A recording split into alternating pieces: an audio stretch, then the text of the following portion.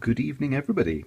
Now, I'm just going to do a little video about a battery, a lead acid battery, which I need to fit to my motorcycle. I've just come into possession of a Ducati 999, and being a Ducati, it's Italian, so it's naturally got a its reputation for reliability isn't there really, and this is day 2 of my ownership, and I've got to put a new battery on it. So this is it.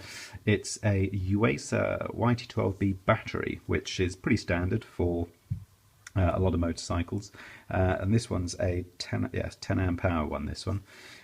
Now the reason I wanted to do this video was because I've not heard of this. I thought this was a thing that was phased out, but this came with separate battery acid, sulfuric acid, and you add this into the battery. And I thought this was a thing that was phased out, but obviously not, because this is how it's arrived in the post. This is how it arrived. So yeah, I'm just going to do a little video, and we'll fill it up and see what happens. And I've also got this snazzy pair of sort of in surgical gloves, because the instructions just about everywhere in every language all said you have to wear these gloves, otherwise you will die. And I have some lemon squash here, so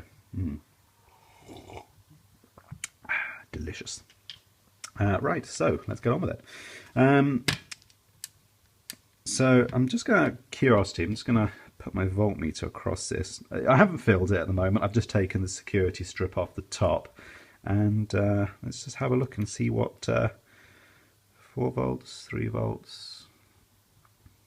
Okay, so I mean it's 6 2-volt cells, and at the moment we've got about, on an empty battery, it's 2.7 volts, 2.6. Okay, well, we'll leave that on, and let's I'm going to put my lemon squash to one side, because if any sulfuric acid gets in that, I'm not going to be going to work tomorrow. Right, now the instructions were quite clear that I just have to push this on here and push down. God, fucking hell. Oh, there we go. Oh wow, the voltage has just shot up. Okay. Right, and apparently we have to leave it like this for about 20 minutes. I'm guessing that's for all of the acid to drain into the battery. But I mean, already the charge has shot up to 12 volts practically. So, okay, well, oh, and after all of that, I didn't use my gloves. Never mind. Oh well. Yeah, well, there you go. It wasn't very. It was a bit anticlimactic. I'm sorry about that. I was expecting, I don't know, puffs of smoke or something to come out of the battery, or just something a little bit more, impressive than that. So I do apologise. That wasn't particularly impressive. But oh, it does smell. I've just suddenly got a. Well, that's not so anticlimactic. That you can't see this on the other end of your TV, but I've got no idea what that smell is. But it's like a very acrid sort of. Whew. That is an acrid smell. It smells like farts. Actually, that's what it smells like. It's disgusting. Do you know what? That's what it is. That smells like ammonia, like really eggy farts. That's exactly what that smells like. Yeah, it's quite disgusting actually, but it's not leaking out the back, is it, or something? No, doesn't seem to be. Okay, well, there you go. So, excuse me. There you have it. That's so. Yeah, I mean, I wasn't. I don't know the reason why they supply batteries like this. Because if you go in somewhere like Halfords, you just pick up a battery off the shelf, and it comes pre-charged. This electrolyte, it's already in the battery. So, and I actually bought this from Halfords. I was going to get it delivered, and I was driving through Kilburn this evening, so I just stopped in at Kilburn and I picked it up.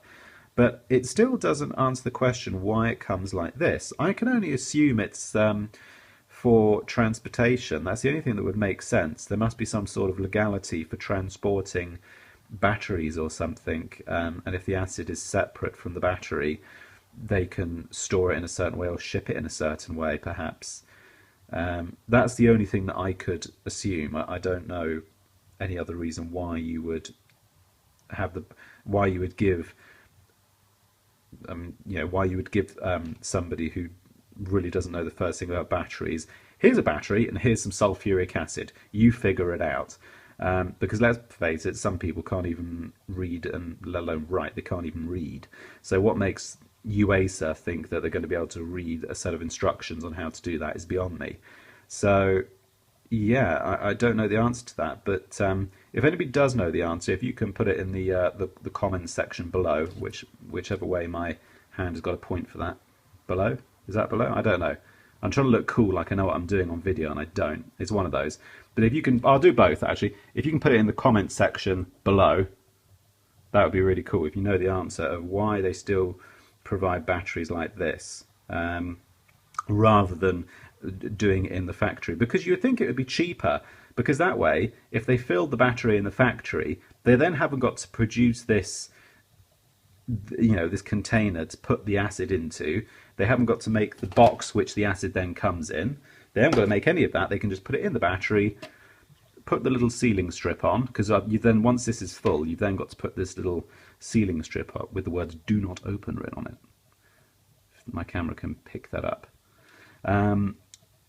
So yeah, I'm not sure why we have to do this step. Why can't they do it in the factory? But if anybody knows, leave a comment below. All of my 7 subscribers. One day it'll be 1,000, you never know. So yeah, I shall love you and leave you all.